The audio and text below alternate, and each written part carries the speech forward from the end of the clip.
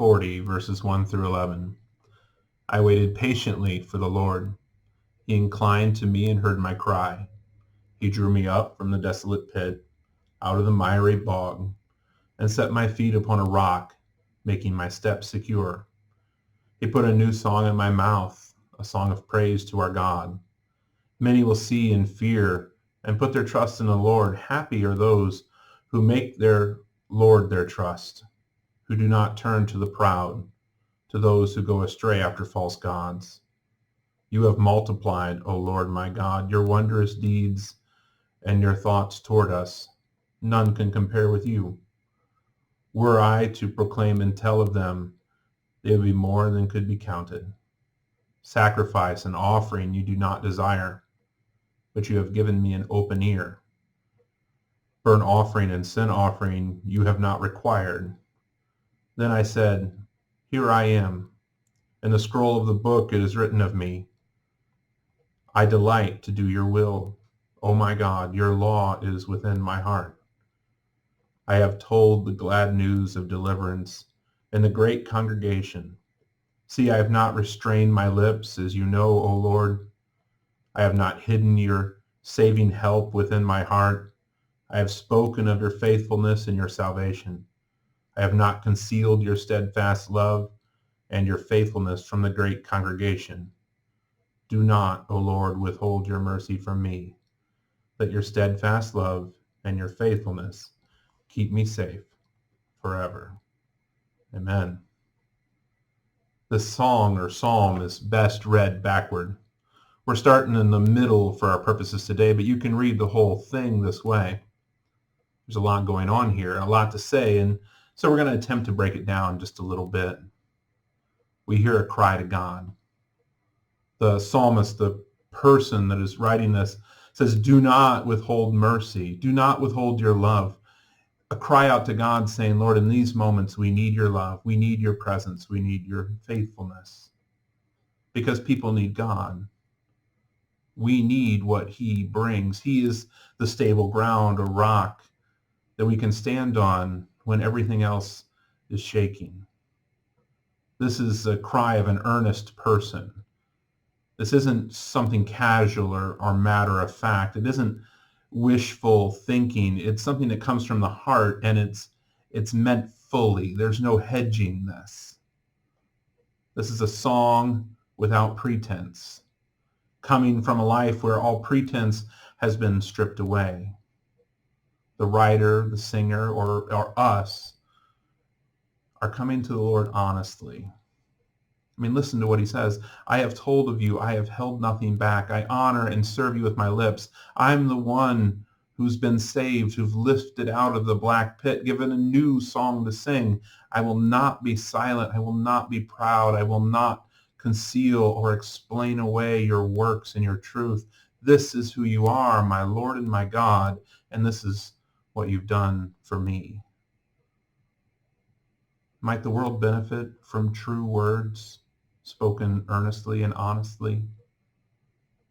It's not about being polished or perfect. It's not about doing what's expected. It's about simply being true. In times like these, the world needs the honesty of God's people.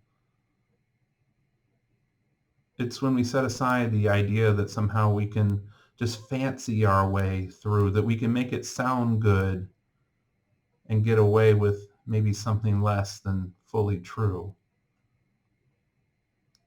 There's no explaining away the struggles that we all face. There's no easy answer. Instead, it's just who we are and who God is. And here's my story. It's a story that I've shared with you before, but I think it's important to share with you now because my story has downs in it. I struggled for a long time with very low self-esteem. And many of you, you know how much I like to talk now, but I used to be so shy that I was voted the quietest in my class in high school. I battle anxiety. I battle depressive tendencies. I get angry too often over too little. I eat to feel better, and it doesn't work. I'm fluent in sarcasm, and I use it too much. I can do and say the worst things, the wrong things at the wrong time, sometimes in the worst way. I've hurt people with my words, and I've been hurt by others. Too often I have a thin skin and take too seriously the harsh words of other people. I've known tragedy and sorrow and grief. I've been a failure at times. I can be forgetful. I can procrastinate. And that's just the tip of the iceberg. I can find fault with myself better than anyone else can. But that's not my story.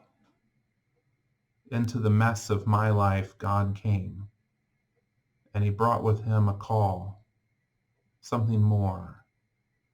Into a messy story, God showed me something beautiful because I'm a recipient of his love. I'm a recipient of God's grace. I have been and am being forgiven.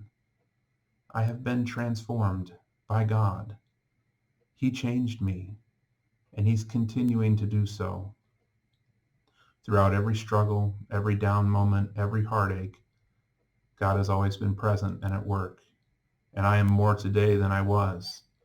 I'm greater than my flaws. I have gifts and skills that God has used, is using, and will use. I have confidence in myself because I have confidence in the Lord, who's never let me down. My story could be ugly, but it isn't. It's God's story now, not just mine. Because where God is, there is life, beauty, wonder, and joy. My story has led me to believe, to act in faith, to speak faithfully, to live inside of the trust that I have in the Lord. That doesn't make me special. I'm just somebody waiting patiently on the Lord, like many of you. And so this week, through this psalm, let's be here. Let's be waiting patiently, crying out to God whatever we need to cry out to God, speaking honestly. Because the most beautiful part of this psalm is a simple truth that God hears our cries. He inclines himself to us. He gives us an open ear, not because we made the right offering the right way, but because he loves his people. He is with us. When the world is filled with uncertainty and confusion and it seems to be shaking, he is still the solid ground that we can stand on. A safe place, both now and forevermore. Amen.